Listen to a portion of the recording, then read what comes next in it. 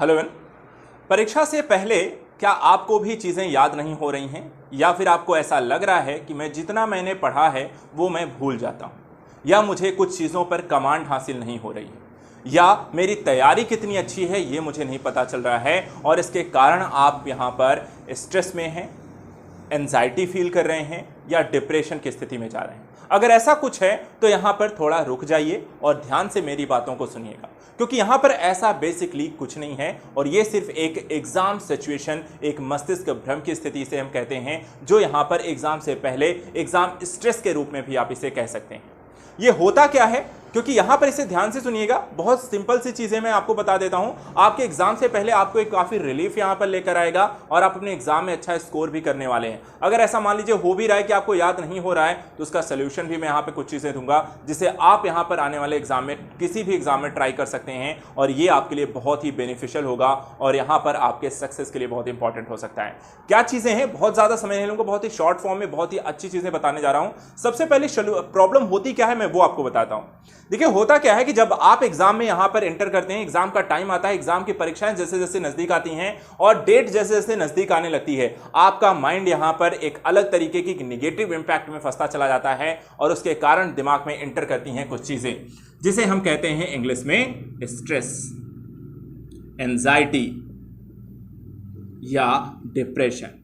क्या अगर आप ऐसा फील कर रहे हैं, यदि आप परेशान हैं, चिंता में हैं, या आपको यहां पर बहुत ज्यादा बेचैनी हो रही है, तो यहां पर एग्जाम को लेकर कि मुझे याद नहीं हो रहा है, मैंने जो पढ़ा मुझे पता नहीं क्या याद है, कोई डेट याद नहीं हो रही, कोई घटना याद नहीं हो रही, पूरा का पूरी चीजें ही लग रहा है जैसे मैं भूल गया हूं। अगर ऐसा कुछ हो रहा है तो ध्यान रखिए, ऐसा कुछ नहीं है। और ऐसा इसलिए कुछ नहीं है तो मेरी बातों को आगे सुनिए, ऐसा इसलिए भी कुछ नहीं है क्योंकि होता क्या है, ये सिचुएशन डेवलप कैसे होती है। देखिए, जब भी आप यहां पे स्ट्रेस में हैं, एंजाइटी में हैं, डिप्रेशन में हैं, तो हमारा नर्वस सिस्टम जो होता है वो प्रभावित होता है। इन चीजों के कारण इफेक्ट आपको पड़ता है आपके नर्वस सिस्टम पे। और पता है आपका जो नर्वस सिस्टम होता है वो किस लिए काम करता है? नर्वस सिस्टम जो होता है वो आपकी काम करता है आपके लिए, आपकी मेमोरी और आपकी लर्निंग स्किल्स पर।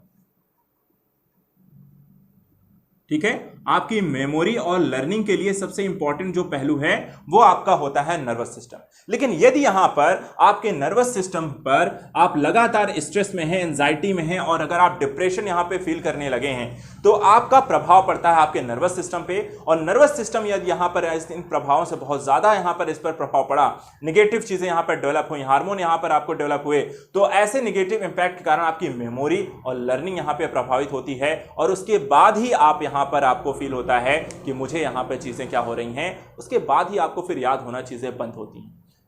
तो यहां पर ये बिना का अकारण आपके जो टेंशन आप लेना शुरू करते हैं उसके कारण ये चीजें डेवलप होती हैं। अगर आप चीजों को पढ़ते जाएं, आप देखिए होता क्या है, जब यहां पे आपकी मेमोरी, आपकी नर्वस सिस्टम यहां पे प्रभावित होती है तो इसके कारण फिर यहां पर जो इंपैक्ट पड़ता है वो प्रभाव आपको दिखाई देता है अलग अलग रूपों में। जैसे आप यहां पर फिर आपको याद नहीं होगा, इसके बाद होता है कि आप याद नहीं हो रहा है, इसके बाद होता है कि आप कंफ्यूज होते हैं, कंफ्यूजन क्रिएट होती है, इसके बाद प्रॉब्लम आती है कि आपका कंसंट्रेशन जो लेवल है वो यहां पर आपका भंग होता है, वो आपका यहां पे कम हो जाता है।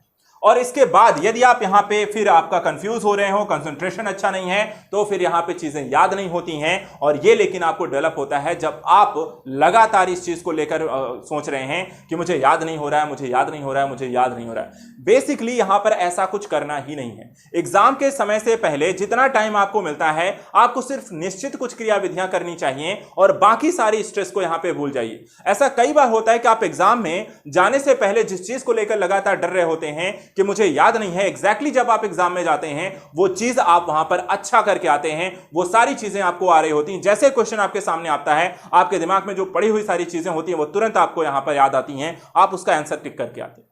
तो बेसिकली इस चीज को छोड़ दीजिए कि आपको याद नहीं हो रहा, सब चीजें आपके दिमाग में हैं। बस जैसे ही उस चीज के यहां पर वो घटना आपके सामने आएगी, पेपर के रूप में क्वेश्चन सामने आएगा, आप उसको कर दोगे। इसलिए इस समय इन सारी चीजों को छोड़ना, सोचना जो होता है छोड़ देना है कि मुझे कुछ याद नहीं हो रहा है, क्योंकि सिवाय ये एक मस्तिष्क भ्रम होता है, लेकिन ये डेवलप हो सकती है एक हैबिट के रूप में। यदि आप लगातार इस चीज में सोच विचार में डूबे हुए हैं, आप इसका स्ट्रेस ले रहे हैं, एंजाइटी डेवलप हो रही है, तब जाकर यहां पर आपकी नर्वस सिस्टम डैमेज होगी और आपकी यहां पर मेमोरी और लर्निंग स्किल प्रभावित होंगी और इससे आपका कंसंट्रेशन खराब होगा और इससे आप कंफ्यूजन यहां पे क्रिएट होगी और तब जाके आपका एग्जाम यहां पे खराब होता है। और ऐसा ना हो इसके लिए सिर्फ आपको कुछ चीजों पर ध्यान रखना है। पढ़ते समय कुछ निम्नलिखित चीजों पर अगर आप ध्यान रखें तो आप यहां पर अच्छा स्कोर कर सकते हैं, मस्तिष्क भ्रम की स्थिति से दूर रह सकते हैं, चीजें आपको याद रह सकती हैं और आप एग्जाम में ज्यादा से अच्छा स्कोर भी करके आ सकते हो। करना क्या है, बहुत ही छोटी सी चीजें हैं जो आपको करने। एग्जाम इस समय अगर आप पढ़ रहे हैं, इस समय अगर आप पढ़ाई कर रहे हैं तो इसमें सिर्फ इन चीजों को पढ़ते समय ध्यान रखिएगा, अप्लाई करिएगा। अगर आप नहीं कर रहे हैं तो यहां पर समस्या है, लेकिन अगर आप यहां पर अप्लाई कर रहे हैं तो ये आपकी पढ़ाई को और इस सारी प्रॉब्लम से और इस मस्तिष्क भ्रम से आपको दूर ले जाएगी। क्या क्या चीजें हैं, तो कुछ चीजें यहां पर मैं 4-5 पॉइंट आपको बताऊंगा, बस आप पढ़ते समय इन चीजों का ध्यान रखिएगा। हो सकता है लेंदी आपको लगेगा कि ये कैसे करेंगे, बहुत कम टाइम पे है, यहां पर आप जितना हो सके इसको अगर अप्लाई कर पाएंगे उतना अच्छा है। सबसे पहले देखिए यहां पे आपको करना क्या है, एग्जाम से पहले यहां पर करना क्या है, कुछ नहीं करना। आप पढ़ रहे हो ना, तो पढ़ते समय मोस्टली बच्चे करते क्या हैं कि वहां पर मन ही मन, मुंह आपका बंद करके मन ही मन बस आंखों से आप उसे पढ़ते रहते हैं। ये वाली जो प्रवृत्ति है इससे दूर हो जाइए, क्योंकि माइंड जो होता है ना उसको जितना ज्यादा, उसका कंसंट्रेशन तब बढ़ता है जब आप कोई चीज बहुत ही तेज तेज बोलते हैं और बाकी सारी चीजें वहां पर उसका जो दिमाग होता है वो कंसंट्रेट हो जाता है उस चीज पर जो आप पढ़ रहे होते हैं। इसलिए जब भी आप पढ़ें, जबकि मोस्टली बच्चे बिना यहां पर रीड आउट लाउड अर्थात यहां पर बहुत तेज तेज पढ़ते नहीं हैं। एग्जाम से के समय में 1 महीना बचा हुआ है, आपको पहला जो काम करना है, मेमोरी स्किल्स को अगर आपको बेहतर करनी है, इंप्रूव करनी है। यहां देखिए, यहां पे कुछ करना नहीं है, ठीक है। आपको सिर्फ क्या करना है, अपनी मेमोरी पावर को अगर इंक्रीज करनी है, बेहतर करनी है, अपनी स्किल्स को अच्छा बनाना है, तो यहां पे पहला जो काम आपको करना है, रीड आउट लाउड, अर्थात जो भी पढ़िए तेज तेज पढ़िए, कुछ नहीं करना। ये तो काम आप तब भी, अभी भी पढ़ ही रहे हो, लेकिन अगर पढ़ रहे हो तो तेज तेज पढ़ो, जो भी पढ़ रहे हो बोलकर पढ़ो। इससे क्या होगा, आपका जो माइंड है वो जो कंसंट्रेशन लेवल होगा वो आपका जो पढ़ाई पर है सिर्फ उस पर होगा, दिमाग यहां इधर उधर नहीं जाएगा, भ्रम की स्थिति में नहीं डेवलप होगी और आप जो पढ़ोगे वो माइंड में आपको लंबे समय तक एंटर करता है। और कोई चीज यदि आपको लंबे समय तक याद रखनी है, एक बार होता है कि आप पढ़ते कितनी बार हैं, तो रिवाइज करिए मल्टीपल टाइम, रिवाइज करिए मल्टीपल टाइम, ये काम जरूर करिए। होता क्या है कि आप किसी चीज को यदि एक बार पढ़ते हैं वो आपको कुछ समय तक याद रह सकती है, 5 मिनट, 10 मिनट, 1 दिन, 2 दिन, लेकिन यदि आप चाहते हैं कि वो लंबे समय तक आपको चीजें याद रहें तो वहां पर आपको करना क्या है कि मल्टीपल टाइम, कोई भी चीज पढ़िए मल्टीपल टाइम जरूर पढ़िए, क्योंकि वो चीजें लंबे समय तक फिर आपके लिए दिमाग में चली जाती हैं और आप उसे कम से कम 2 से 3 बार अगर आप रिवाइज कर लें तो वहां पर आपका काम हो जाएगा। तो मल्टीपल टाइम कम से कम 3 बार रिवाइज करिए, जो भी पढ़ रहे हो 3 बार। बहुत बेसिक चीजें मैं बता रहा हूं, करने को बहुत कुछ है, लेकिन बेसिक चीजें एग्जाम से पहले जो आप अप्लाई कर सकते हो वो मैं बता रहा हूं कि 2 से 3 बार यहां पर पढ़िए और ये चीज आपको लंबे समय तक याद रखने में किसी चीज को बहुत हेल्प करेगी। तो रीड आउट लाउड और मल्टीपल टाइम रिवीजन यहां पर आपको करना है। तीसरा काम जो करना है, पढ़ते समय आप क्या करिए, किसी चीज को विजुअलाइजेशन में लेकर आइए। क्या करना है, विजुअलाइजेशन करिए, अर्थात किसी भी चीज को आप चित्रात्मक, उसको विजुअल तरीके से देखिए कि अगर ये चीज होगा तो कैसे दिखाई देगा। उसको किसी के साथ इंटरलिंकिंग करिए, किसी की कहानी या घटनाक्रम या चित्र, इमेज, कॉपी, मैप, जो भी चीज आप उससे रिलेट करती है, कोई भी घटना, कोई कहानी, ड्रामा, नॉवेल, बुक्स, घटना जो भी आपने देखी है, किसी भी चीज के रूप में उसको विजुअलाइज करके देखिए। अगर आप विजुअलाइज करेंगे तो चीजें होती ना, जैसे मूवी होती है, मूवी का सीन आप जल्दी नहीं भूलते हैं। क्यों नहीं भूलते हैं? क्योंकि वहां पे लाउड और क्लियर होता है, विजुअलाइज्ड होता है और सारी जो चीजें होती हैं, आपका जो माइंड होता है वो कंसंट्रेट होता है उसी चीज को देखने और सुनने में। और जब ऐसा होता है तो वो चीज आपको बहुत लंबे समय तक याद रहती है। और वही काम आपको यहां करना है कि चीजों को विजुअलाइज करके पढ़िए। जो भी आप पढ़ रहे हैं जितना हो सके, हर चीज नहीं हो सकती लेकिन कम से कम जो भी चीज आप विजुअलाइज कर सकते हो उसको जरूर करना है यहां पर। इसके अलावा स्ट्रक्चर और ऑर्गेनाइज करके पढ़िए, तितर बितर नहीं पढ़ना है, इधर उधर कुछ भी उठाकर नहीं पढ़ना है। स्ट्रक्चर बनाइए, ऑर्गेनाइज करिए। ठीक है, इसका क्या मतलब, स्ट्रक्चर और ऑर्गेनाइज का मतलब हुआ कि आप जो भी पढ़ रहे हैं एक सिरे से पढ़ना शुरू करिए और उनके सिनॉप्सिस हैं, इंटरलिंकिंग है, इस चीज का ध्यान रखिए। कोई भी टॉपिक जो होता है वो एक दूसरे से जुड़ा होता है, एक टॉपिक दूसरी चीजों से जुड़ा होता है और मल्टीपल टॉपिक्स यहां पर इंटरलिंकिंग होते हैं। अगर आप पढ़ाई के समय भी ये काम अगर आप कर लेते हैं तो यहां पर अर्थात सिनॉप्सिस बना लेते हैं, स्ट्रक्चर बनाते हैं, एक स्टार्टिंग से लेकर एंडिंग पॉइंट तक जाते हैं और उन चीजों को एक दूसरे के साथ जोड़कर पढ़ते हैं, तो ये काम आपका बहुत आसान हो जाएगा कि आपको जो भी चीजें आप पढ़ रहे हैं वो चीजें आपको लंबे समय तक याद रखने में आपको आसानी होगी। और चित्रात्मक शैली, विजुअलाइजेशन, स्ट्रक्चर बेस्ड चीजों को कारण आप दूसरे को एक दूसरे से चीजें जो इंटरलिंकिंग होती हैं वहां भी आपका काम आसान हो जाएगा। और जब मल्टीपल चॉइस क्वेश्चन आते हैं, एमसीक्यू चॉइस क्वेश्चन आते हैं, वहां पर ये चीजें आपको बहुत काम आएंगी जो स्ट्रक्चरल बेसिस होती हैं, सिनॉप्सिस बेसिस होती हैं, क्योंकि वहां पर आपको ऐसी ही चीजों के क्वेश्चन आपसे बार बार पूछे जाते हैं और वहां पे फिर कोई कंफ्यूजन आपको नहीं रहती है। तो कंफ्यूजन जो होती है वो आपको इधर उधर की चीजें, बीच बीच से चीजें लगातार ना पढ़ने से होती हैं। अगर आप इन्हें सही तरीके से पढ़ें, स्ट्रक्चर बेस और ऑर्गेनाइज करके अगर आप इसे पढ़ते हैं तो चीजें आपको हमेशा लंबे समय तक याद रहेंगी। इसके अलावा यहां पर आप प्रैक्टिस सेट जरूर करिए, प्रैक्टिस सेट करिए, ठीक है। प्रैक्टिस सेट यहां पर एग्जाम से पहले जरूर करें, क्योंकि प्रैक्टिस जो टेस्ट है इसके माध्यम से आपकी एग्जाम के पहले आपकी तैयारी को जांचने का बहुत अच्छा मौका मिलता है कि आपने जो भी चीजें पढ़ रहे हैं वहां पर आपकी कमांड कितनी बन रही है, कहां पर आप अच्छा स्कोर कर रहे हैं, कहां आप गलतियां कर रहे हैं, क्यों गलतियां हो रही हैं, तो उसे आप दोबारा यहां पर पढ़ सकते हैं। और प्रैक्टिस सेट एग्जाम से जस्ट कुछ दिन पहले नहीं, कम से कम 15 दिन 20 दिन पहले ट्राई करो, ताकि यदि वहां पर कुछ इंप्रूवमेंट का मौका मिलता है तो आगे आने वाले दिनों में एग्जाम से पहले हम उन चीजों को दोबारा पढ़कर इंप्रूव कर सकें। तो प्रैक्टिस सेट जरूर यहां पर करनी है, कम से कम 15-20 सेट यहां पर जरूर करें, 15-20 दिन लगातार प्रैक्टिस सेट जरूर करें और आप अभी से ज्वाइन करें, और ताकि एग्जाम से पहले आपको कमियां पता चल सकें और आप उनको वहां पर इंप्रूव कर सकें, उन्हें आप बेटर यहां पर बना सकें। इसके अलावा कोशिश करिए कि जो नई जानकारी है, ठीक है, जो नई जानकारी है आपको उनको भी यहां पर करंट अफेयर्स को है तो आप करंट अफेयर्स को रिलेट करके पढ़ें। करंट अफेयर्स को क्या करें, आप रिलेट करके पढ़ें, अलग से ही ना पढ़ें।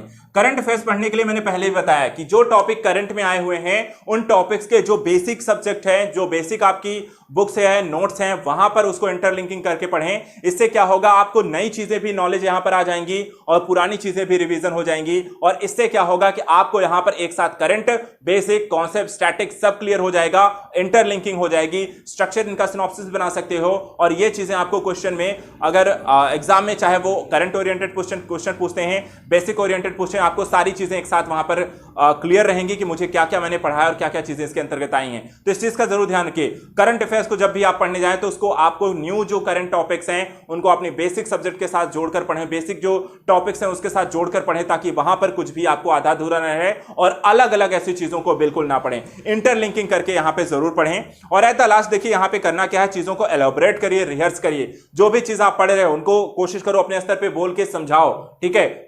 चीजों को एलैबोरेट करो, समझाओ उनको। अपने दोस्त हो सकते हो उनके साथ यहाँ पे कम्युनिकेट कर सकते हो, नहीं कर सकते हो तो अपने स्तर पे ही आप बोल सकते हो चीजों को। टहलते टहलते काम करते हुए कुछ भी चीजें, कोई भी टॉपिक है उनको बोल कर देखिए, एक्सप्लोर करिए, रिहर्स करिए। इससे चीजें क्या होती है, आपके माइंड में आपको लंबे समय तक बैठ जाती हैं। कहते हैं कि आपको किसी चीज को याद रखने का सबसे अच्छा तरीका है दूसरों को समझाइए, उसको एलैबोरेट करिए, उसके बारे में बोलिए। क्योंकि जब आप किसी चीज के बारे में बोलते हैं वो लंबे समय तक क्या होती है, आप ज्यादा कॉन्सेंट्रेट होकर किसी चीज को पढ़ते हैं और आप वो चीजें आपको लंबे समय तक याद भी रहती हैं। तो चीजों को रिहर्स करिए, प्रैक्टिस करिए, बोलने की रिहर्स करिए, साथ ही साथ उसे समझाने की, एलैबोरेट करिए उसे। और अगर आप ऐसा करते हैं तो ये आपके लिए बहुत ज्यादा बेनिफिशियल है। बस ये कुछ काम करना है, ठीक है। अगर आपको अपनी इंप्रूव मेमोरी को यहां पर ये क्षमता, आपको स्किल को डेवलप करनी है तो बस ये 4-5 चीजों का आप अप्लाई करिए। आपको अगले 1 महीने में आपका जो रिजल्ट होगा उसमें यहां पर इंप्रूवमेंट दिखेगा। जाते जाते मैं आपको कुछ चीजें और बोलूंगा।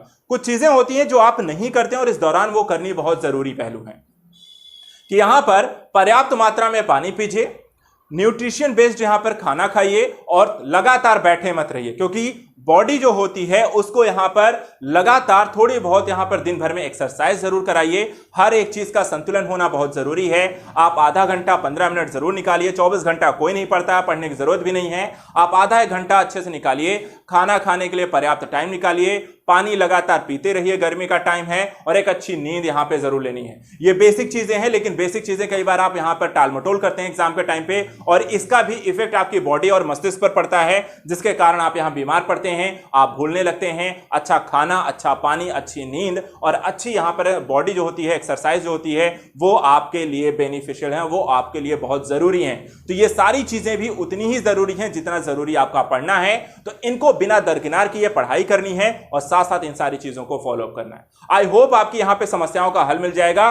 तो यहां पर सोचना बंद करना है और पढ़ाई करना है, और पढ़ाई आपको कैसे करनी है, ऐसे करनी है, और साथ साथ अच्छा भोजन, अच्छा खाना, अच्छी नींद और अच्छी थोड़ी बहुत एक्सरसाइज से आपका काम हो जाएगा। एग्जाम के समय से पहले आप एक अच्छे तरीके से एग्जाम के लिए प्रिपेयर्ड होंगे और बिना किसी टेंशन के यहां पे चीजें याद भी होंगी। तो मस्तिष्क भ्रम से दूर रहना है, स्ट्रेस, एंजाइटी, डिप्रेशन से दूर रहना है। जो आप कर सकते हैं उस पर फोकस करना है, और जो करना है वो आपके सामने है। तो इसी के साथ मैं इस वीडियो को रोकूंगा। आई होप आप यहां पर वीडियो आपके लिए बेनिफिशियल होगा, मेरी बातें आपको समझ में आई होंगी, और अगर आपको कुछ समस्या तब भी आती है आप कमेंट में जरूर बताइएगा, मैं उस पर भी यहां पर वीडियो जरूर बनाऊंगा। अगर कोई प्रॉब्लम होगी तो उसका भी सोल्यूशन आपको बताऊंगा। आज के लिए इतना ही। Thank you so much and good luck. अच्छे से एग्जाम दीजिए, अपनी तैयारी को यहां पर अच्छे बनाए रखिए, और जो भी समस्या है उससे दूर रहिए। सिर्फ यहां पर एकमात्र उद्देश्य बनाइए कि अभी का जो टाइम है वो सिर्फ पढ़ाई से रिलेटेड है, और पढ़ाई से भी सिर्फ पढ़ना है, बाकी चीजों के बारे में सोचना नहीं कि क्या होगा, क्या याद हो रहा है, क्या नहीं हो रहा है, होगा कि नहीं होगा, आगे क्या होगा, ये सब कुछ नहीं सुनना। सिर्फ पढ़ना है और पढ़ने के लिए यहां पर ये काम करना। Thank you so much and good luck.